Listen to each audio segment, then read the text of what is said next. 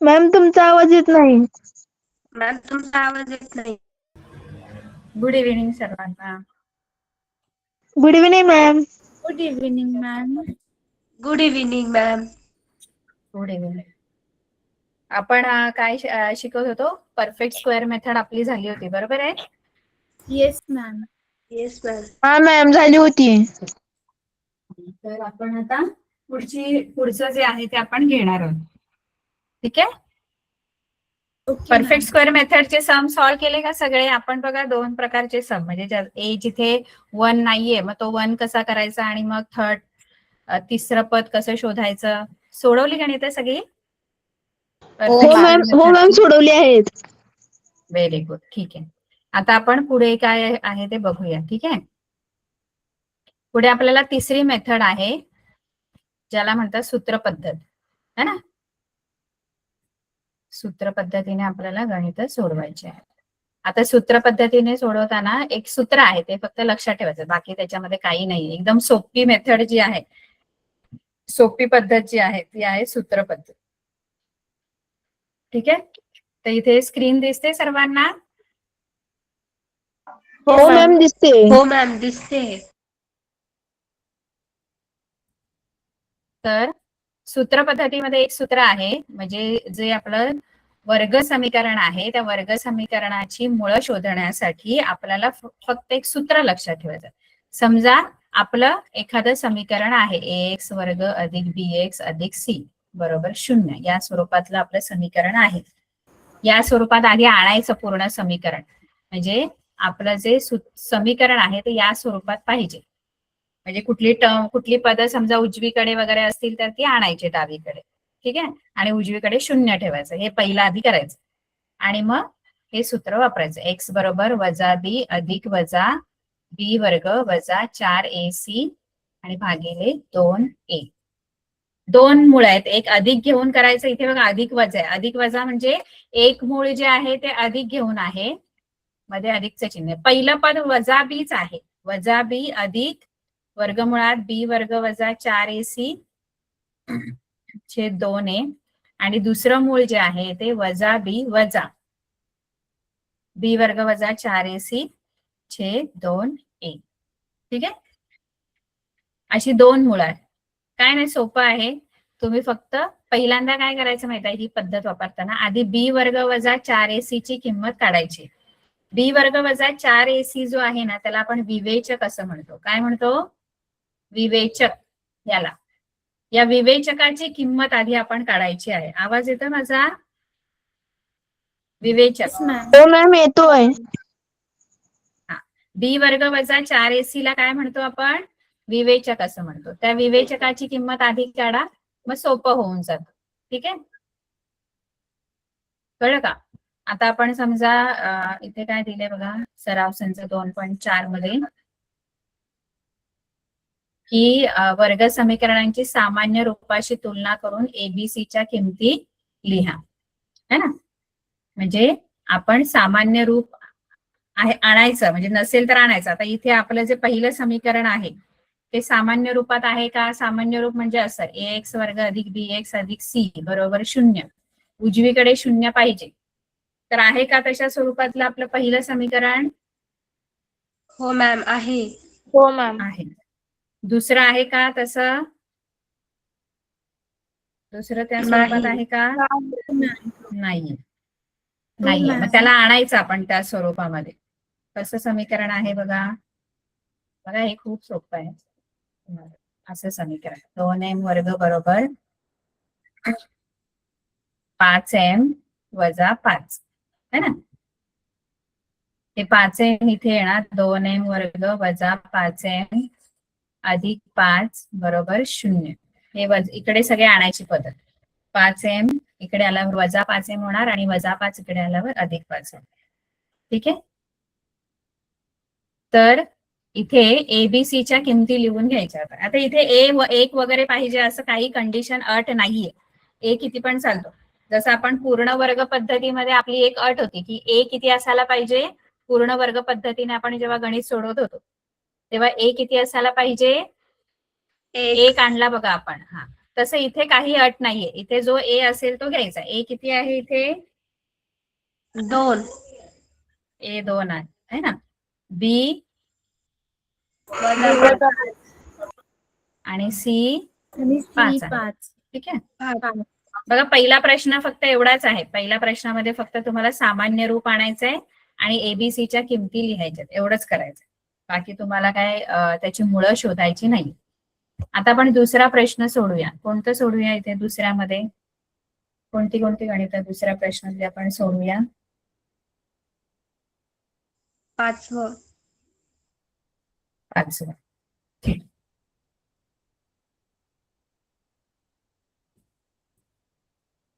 पाचवं काय आहे आपलं गणित?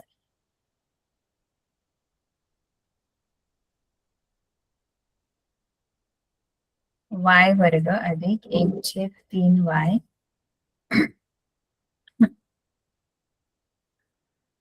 बरोबर 2 है ना. आता इथे पहिलं ते छेदामध्ये जर काही असेल तर घालवून टाकायचं. छेदामध्ये काही ठेवायचं नाही कारण आपल्याला अशा स्वरूपात पाहिजे. छेदामध्ये काही नकोय आणि सगळी पदं डावीकडे अशा स्वरूपात. मग छेदामध्ये इथे काय दिसते आपल्याला? छेदामध्ये कोणती संख्या दिसते? 3. 3. 3. ती आपण घालवायची. मग ती छेदामध्ये आहे, भागिले आहे, मग ती घालवायची असेल तर काय करायचं? प्रत्येक तीनने पदाला 3 ने गुणायचं. प्रत्येक पदाला, सगळ्या पदांना 3 ने गुणायचं. 3 गुणिले y वर्गाला मी गुणलं, पहिल्या पदाला गुणलं, मग नंतर दुसऱ्या पदाला गुणायचं, नंतर तिसऱ्या पदाला, तिकडच्या पदाला पण गुणायचं. इथे आलं 3y वर्ग, हे 3 3 गेले, अधिक 1y म्हणजे y लिहिला तरी चालतो, बरोबर 6. आता पुन्हा आपल्याला आपल्या या सामान्य रूपात आणायचं आहे. त्याच्यासाठी काय करावं लागेल? आता छेदातले 3 गेले पण अजून सामान्य रूपात आपल्याला आलं नाहीये समीकरण. मग त्याच्यासाठी काय करायचं? सामान्य रूपात येण्यासाठी 3y वर्ग अधिक y वजा 6 तिकडचा अधिक 6 इकडं वजा 6 करायचं. बरं, हे तुमचं आता आलं सामान्य रूप. आता याच्यावरून एबीसीच्या किमती लिहायच्या. ए किती? 3.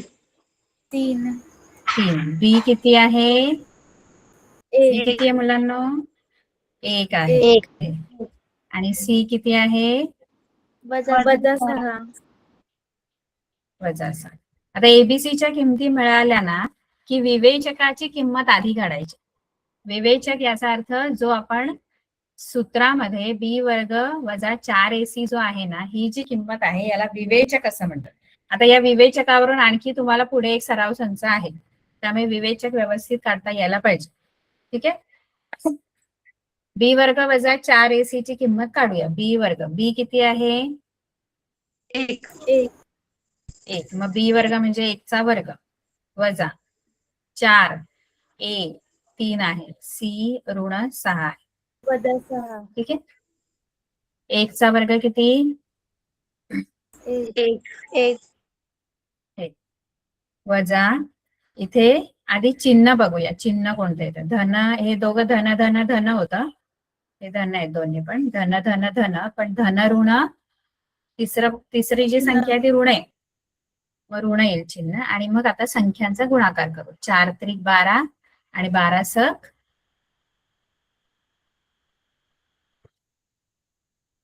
4 त्रिक 12. क्या बोला आपने? ह्या तिघांचा गुणाकार करायचा ना आपण. 12 आधी सक चिन्हांचा 72. आधी चिन्हांचा गुणाकार करायचा. चिन्ह आधी गुणायचे. चिन्हांचा गुणाकार काय येईल? धन धन, पहिले 2 संख्या धन आहेत, धन धन धन, पण धन ऋण तिसरी संख्या ऋण आहे, धन ऋण ऋण. आणि आता संख्यांचा गुणाकार, चिन्हांचा गुणाकार करून झाला की संख्यांचा. 4 त्रिक 12 आणि हे 12 सक 72. 72. ठीक आहे. आता मध्ये 2 ऋण लागोपाठ चिन्ह आलेले आहेत एका मागोमागे. मध्ये ऋण ऋण मिळून धन ऋण. 72.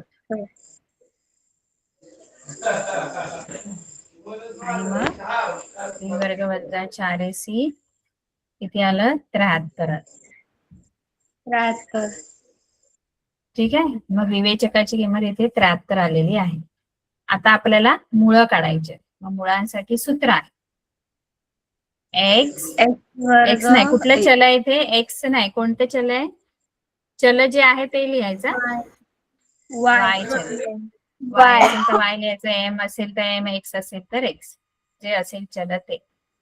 वाय बरोबर वजा बी अधिक वजा वर्गमुळात बी वर्ग वजा बी वर्ग 4ac वजा 4ac भागिले 2a. 2a. वजा बी म्हणजे वजा 1, बी 1 आहे ना, अधिक वजा वर्गमुळात बी वर्ग वजा 4ac ची किंमत आपण आधीच काढलेली आहे. किती आहे? 73. 73 आहे मॅम. आणि भागिले 2a. 2a म्हणजे 2 गुणिले a ची किंमत. a किती आहे? 3 आहे.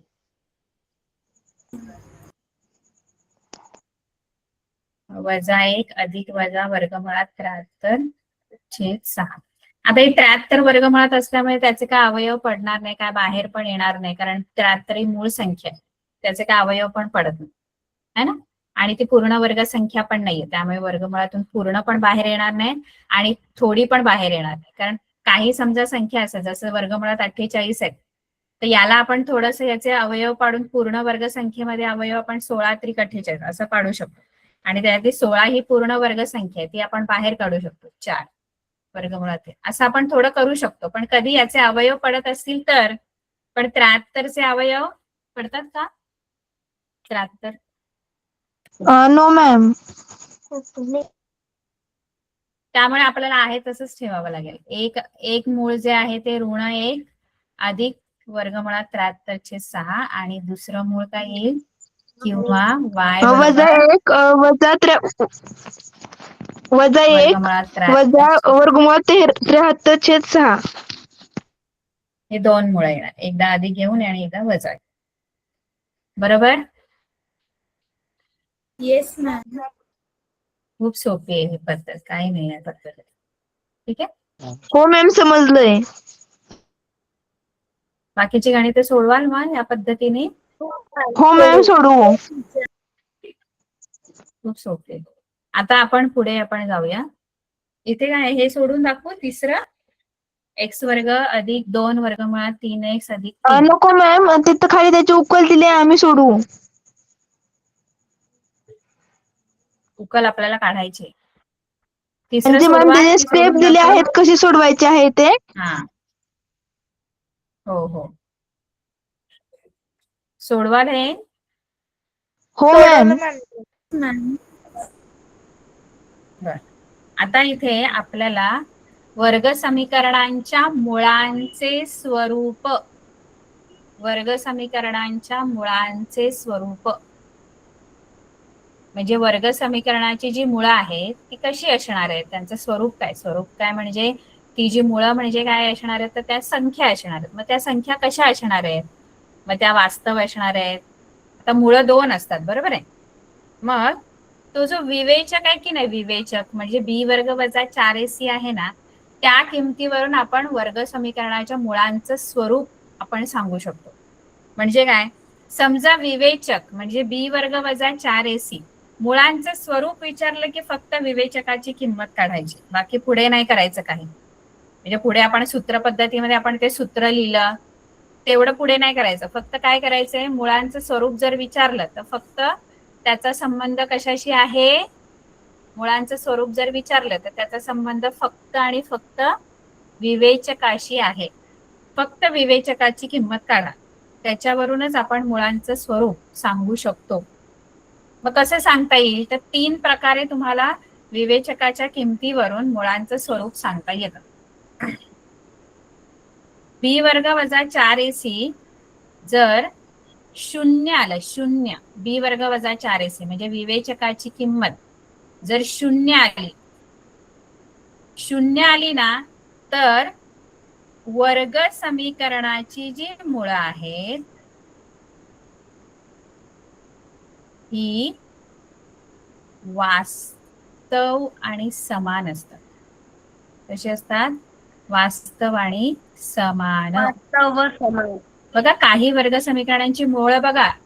हा, काही वर्ग समीकरणांची मुळं बघा, दोन्ही मुळं आपल्याला सारखी मिळतात बघा.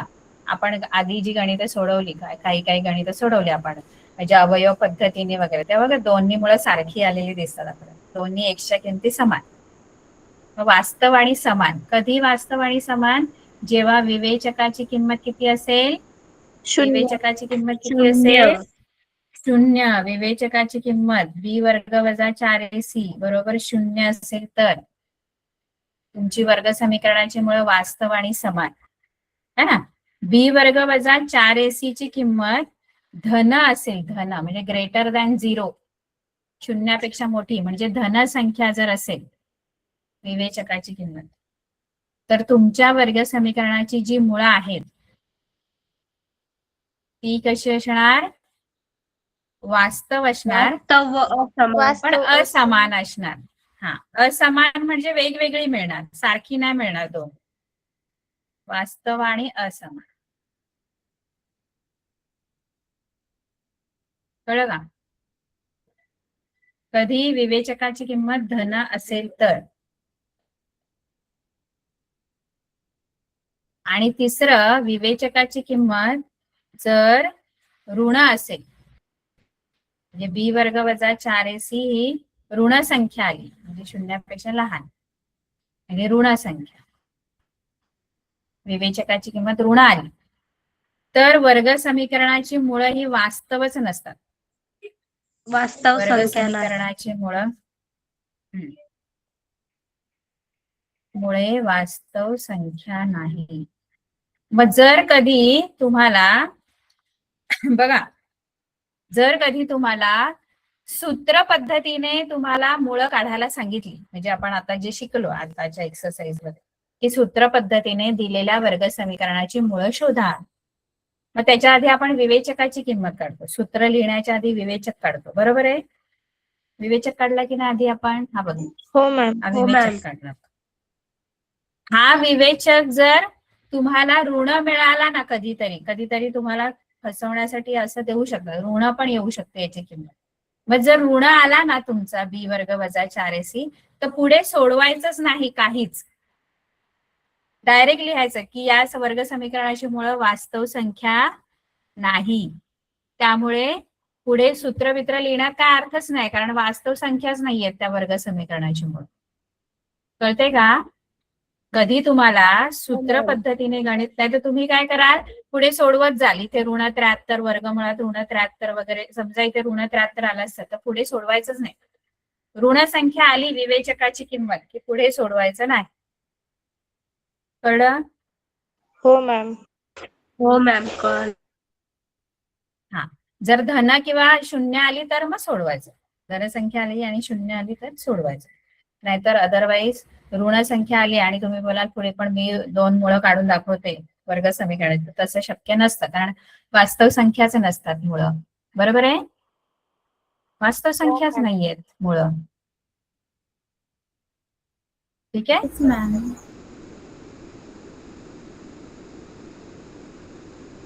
बर, तर जर आपल्याला ऋण आलं विवेचक तर वर्ग समीकरणाची मुळं जी आहेत ती वास्तव संख्या नाहीत.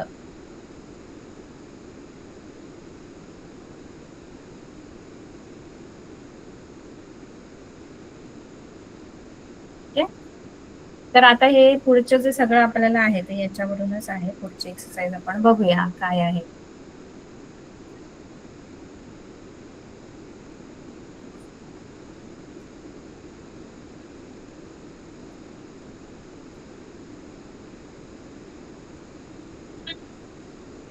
आणि याच्यामध्ये बरंच अजून काय काय आहे, अल्फा बीटा वगैरे ते सांगते.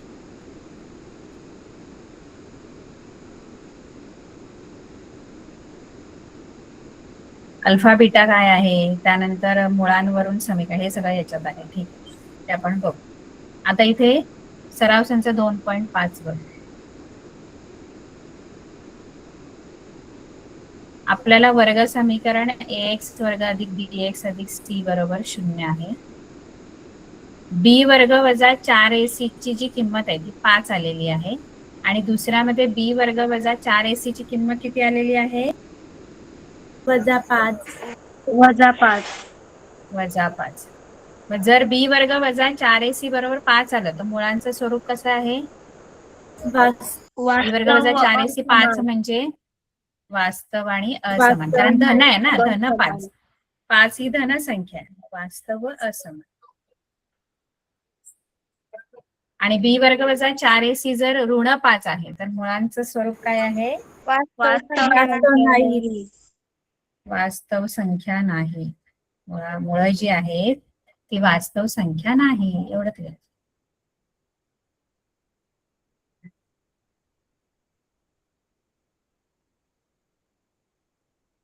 ठीक आहे. आता अशी हे दुसरं तिसरं मी सांगते, कारण त्याच्यामध्ये मुळांची बेरीज, मुळांचा गुणाकार असा. खालील वर्ग समीकरणांसाठी विवेचकाची किंमत काढा. फक्त विवेचकाची किंमत काढायची आहे. मुळांचं स्वरूप पण आपल्याला विचारलेलं नाही, फक्त विवेचकाची किंमत. म्हणजे काय काढायची आपण? विवेचकाची किंमत म्हणजे फक्त बी वर्ग वजा 4ac ची किंमत काढून ठेवायची, बाकी पुढे काही नाही करायचं. त्याच्यामध्ये कोणतं दाखवू गणित? दुसऱ्या प्रश्नामध्ये तिसरं.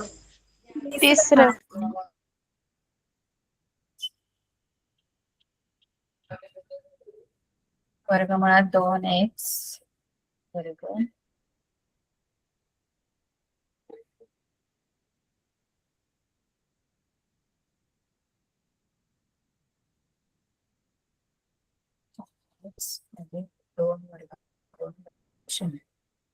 आता विवेचकाची किंमत आपल्याला फक्त काढायची. मग ए बी सी च्या किमती आधी लिहून द्यायच्या. ए किती आहे?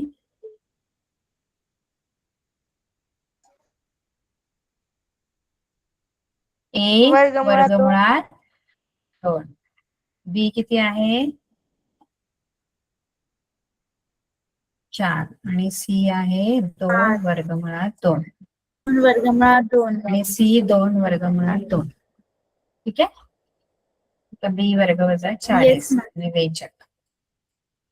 बी वर्ग 4 चा वर्ग वजा 2ac 2 गुणिले वर्गमुळात 2 गुणिले 2 वर्गमुळात 2. बरोबर? हे बरोबर आहे? 4ac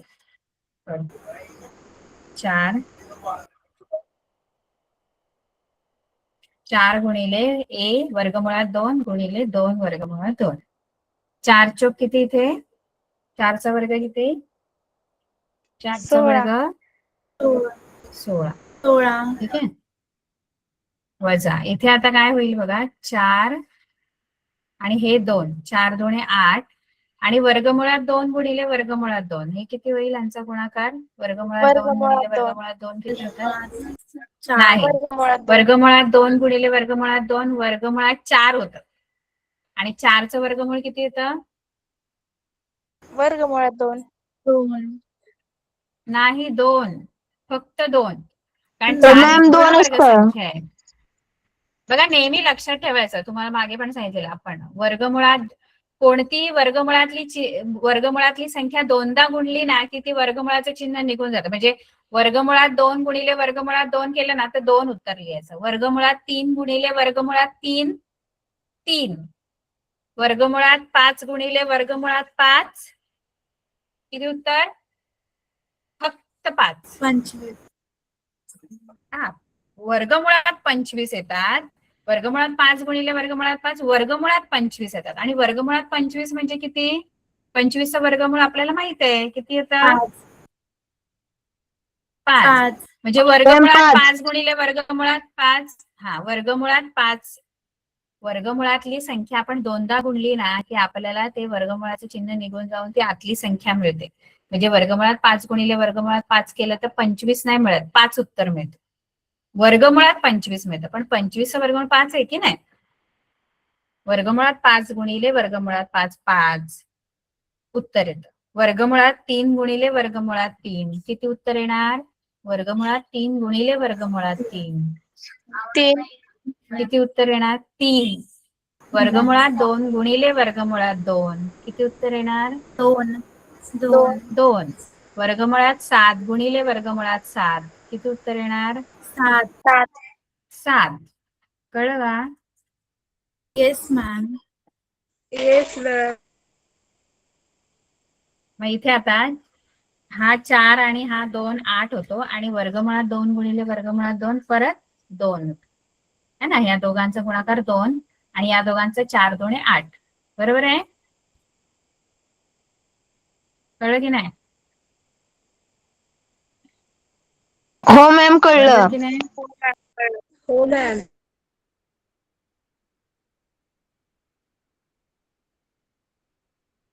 हे 2 आहेत ना, हे 2 पूर्ण संख्या आहे. ही पण 4 2 8 आणि हे वर्गमुळात 2 वर्गमुळात 2 गुणले की 2 उत्तर 16 वजा 8 2 16. बी वर्ग वजा 4ac ची किंमत किती आली? 0. एवढंच करायचं आपल्याला. मुळांचं स्वरूप विचारलं तर काय येईल? याच्यावरून मुळांचं वास्तव स्वरूप व विचारलं तर समान. वास्तव आणि समान. वास्तव. मग दुसरा आणि तिसरा प्रश्न पण सोडवा.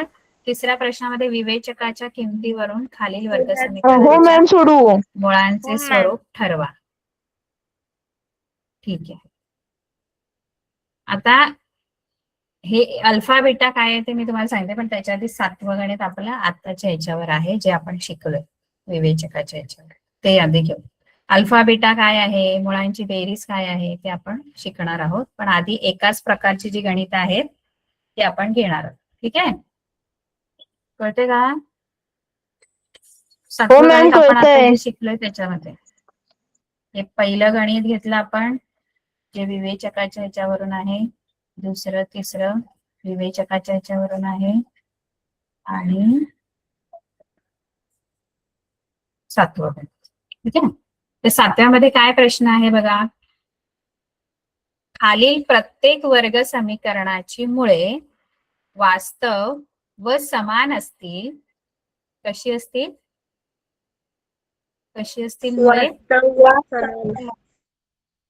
वास्तव व समान असतील. याच्यावरून तुम्ही काय सांगाल? जर मुळं वास्तव व समान आहेत याचा अर्थ काय? बी वर्ग वजा 4ac बरोबर 0. बरोबर. हे आपल्याला माहित पाहिजे की जर वास्तव आणि समान आहेत याचा अर्थ बी वर्ग वजा 4ac ची किंमत 0 आहे. मग तेच वापरायचं आणि के ची किंमत काढायची आहे. बघा पहिलं समीकरण काय आहे ते मी घेते.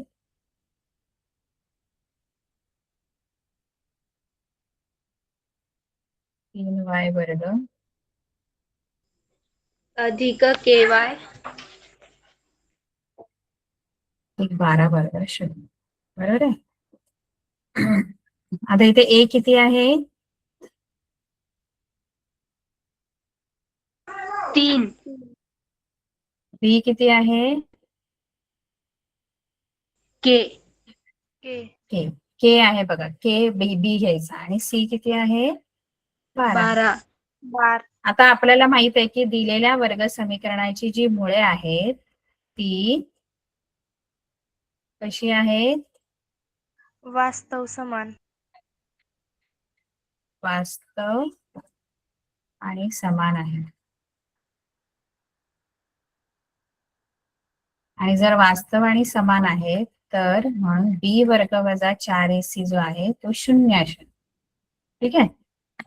मग आता इथे मी बी वर्ग वजा 4ac किमती टाकते. बी काय आहे? बी काय दिलेला आहे?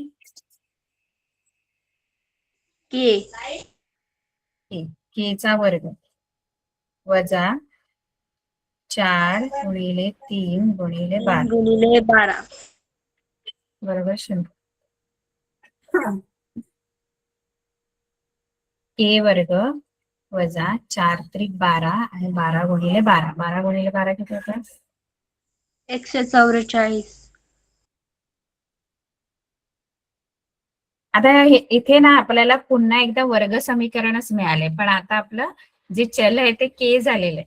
म्हणजे असं समजा की हे एक वर्ग समीकरणच आपल्याला मिळालेलं आहे ना. वर्ग समीकरणच फक्त चल जे आहे ते हो के मॅम. आहे. आता इथे आता वर्ग समीकरण मिळालंय आपल्याला. चलाचा घातांक 2 आहे बघा. वर्ग समीकरण आहे ते. आता जे आपण आधी शिकलो अवयव पद्धत ती वापरायची इथे. अवयव पद्धतीने काढा अवयव. ह्याचे मुळं, याची मुळं जी आहेत ना ती अवयव पद्धतीने करा. आता अवयव पद्धतीने आपण जेव्हा मुळं काढली होती तेव्हा बघा 3 प्रकारचे आपण ज्याच्यात एबीसी तिन्ही दिलेले आहेत, 3 पदं आहेत आणि काहींमध्ये 2 पदं होती, ज्याच्यामध्ये काहींमध्ये बी शून्य होता, काहींमध्ये काय शून्य होता, एक आधी शून्य नसतो, एकतर बी शून्य असतो किंवा मग सी शून्य असतो. इथे काय शून्य आहे, कोणतं पद नाहीये, बी. केचं पद नाहीये बघा, केचं वर्गाचं पद आहे आणि स्थिर पद आहे, मधलं पद नाहीये. मग जर बी शून्य असेल, इथे काय शून्य आहे मुलांनो, ओळखा काय शून्य आहे, ओळखायला शिका काय शून्य आहे.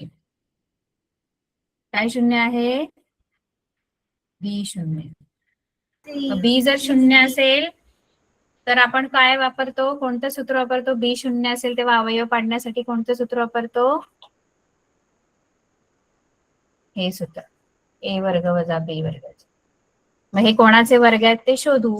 हा कोणाचा वर्ग आहे, हा के चा वर्ग आहे आणि हा कोणाचा वर्ग आहे, 12चा. 12चा वर्ग. आणि याचे अवयव कसे पाडतो आपण, ज्यांचे वर्ग आहेत ए आणि बी त्यांची एका कंसात बेरीज आणि एका कंसात वजाबाकी. मग के अधिक 12 आणि के वजा 12 बरोबर 0. मग के अधिक 12 बरोबर 0 किंवा के वजा 12 बरोबर 0. कळतंय की नाही, हो मॅम कळतंय. हो मॅम समजतंय. Yes ma'am. आपण वर्ग, मग इथे आता के बरोबर अधिक 12 तिकडे जाऊन वजा 12 होतील किंवा के बरोबर 12 अधिक 12, म्हणजे अधिक 12 आणि वजा 12 यापैकी कोणती किंमत के ची असू शकते. कळलं? हो मॅम. ठीक आहे. आता दुसरं पण गणित आहे तसंच, आपण बघूया दुसरं समीकरण.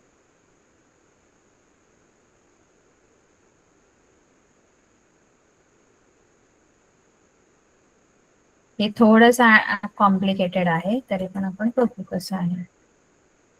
के एक्स अधिक 6. आता हे ना आपण वर्ग समीकरण दिसत नाहीये बघा, वर्गाचं पद दिसत नाही, इथे कंस दिसतोय. तो कंस आपण काय करायचा, आधी हा कंसाचा कंस सोडवायचा, म्हणजे कंसाच्या बाहेरच्या पदाने कंसाच्या आतल्या दोन्ही पदांना काय करायचं, कारण आपल्याला एक समीकरण मिळालं पाहिजे ना, वर्ग समीकरण, म्हणजे वर्गाचं पदच नाही दिसत आहे, अशा स्वरूपात मला दिसतच नाहीये. मग ते कसं मिळेल मला, जर या कंसाला गुणलं मी बाहेरच्या पदाने तर मला मिळू शकतं असं समीकरण. मग गुणा बघू, के एक्स ने आधी एक्स ला गुणायचं, के एक्स ने एक्स ला गुणलं काय मिळेल, के एक्स चा वर्ग. के एक्स वर्ग. त्यानंतर के एक्स ने 2 ला गुणलं की वजा 2 ला 2 के एक्स वजा 2 के एक्स. इथे मला मिळेल के एक्स वर्ग वजा 2 के एक्स अधिक 6 बरोबर 0. आता हे समीकरण मिळालं बघा मला. आता इथे ए तुमचा के आहे, हा तुमचा बी आहे आणि हा सी. ए काय आहे, के के आहे, बी काय आहे, वजा 2 वजा 2 के आणि सी काय आहे 6. हा. आता आपल्याला माहित आहे की दिलेल्या वर्ग समीकरणाची जी मुळे आहेत ती वास्तव आणि समान आहेत, म्हणून तिथे लिहायचा, इथे स्टेटमेंट लिहायचं ते की दिलेल्या वर्ग समीकरणाची मुळे वास्तव आणि समान आहेत आणि म्हणून बी वर्ग वजा 4ac बरोबर 0 आपण लिहितो. बरोबर. बी तुमचं वजा 2 के आहे त्याचा वर्ग, कळतंय की नाही, 4. हो मॅम कळतंय. 4a आणि हा c. बरोबर 0. वजा 2k चा वर्ग किती? धन 4k. 4k वर्ग. दोघांचा वर्ग होतो, याचा पण ह्याचा पण. आणि ऋण असल्यावर ऋण ऋण धन, वर्ग धनच असतो. वजा 4 × 24k है ना? बरोबर 0. बरोबर आहे इथपर्यंत?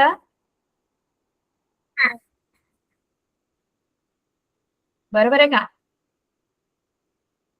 हो मॅम. आता इथे पण एक वर्ग समीकरण, पण आता k मध्ये मिळालंय, k चलामध्ये. पण याच्यात पण काहीतरी 0 आहे. काय 0 आहे? a तर नसतो 0. c 0 आहे. सी. काय 0 आहे? c. आणि c जेव्हा 0 असेल तेव्हा काय आपण पद्धत वापरतो? c 0 असेल तेव्हा काय नाही करायचं, फक्त यांच्यातून जे सामायिक येतात ते काढायचं.